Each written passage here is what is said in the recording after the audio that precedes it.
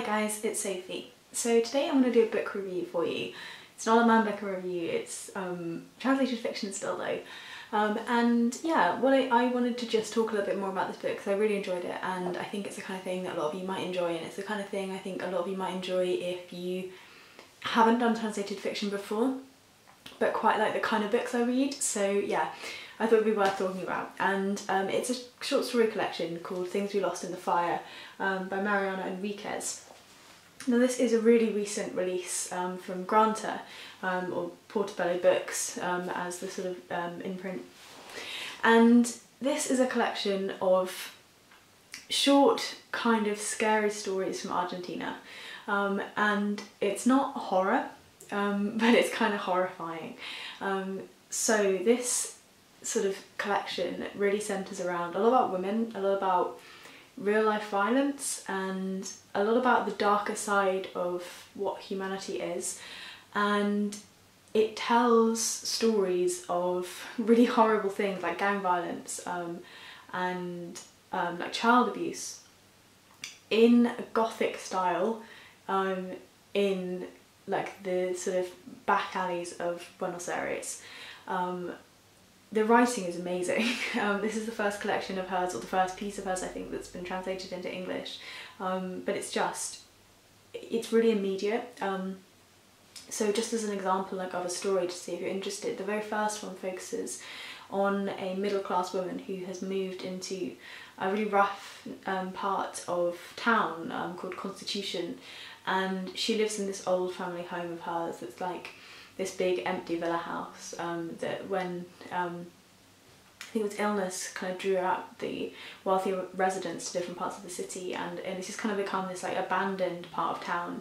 A lot of homeless people are drawn there, and so she's living in this really rough part of town, and outside of her house where she lives on her own, there is a mother and a child who she calls the dirty boy, or the dirty kid, who is about 5 or 6 and sleeps kind of cuddled up with this pregnant, crack addicted woman.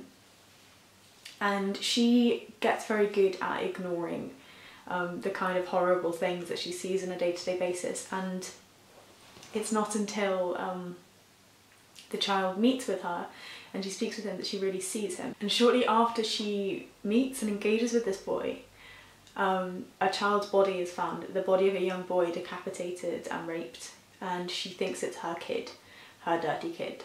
And it's kind of about what happens to her then, and the things that she's afraid of and the things that she thinks about. So they're horrible, they're horrifying stories, but they aren't using ghost stories. They don't need to use ghost stories. They manage to make real life and real kind of events that happen to people into something horrifying. Now it does play a lot on like folklore elements and a lot on like old kind of ghost story feel to it, but the horrors aren't phantasms, if that makes sense. I really loved it. There was a few stories in here that like definitely will stick with me. Like, okay, there's one in which there is a spate of women who set themselves on fire, and like thinking about the reasons why these women are doing that, like that one really hit me hard. There's one about a woman who worked for the childcare services, and that one hit me really hard as well. But they all have a horror story feel to them. I think that it just really impressed me. Like, I gave this book 5 stars.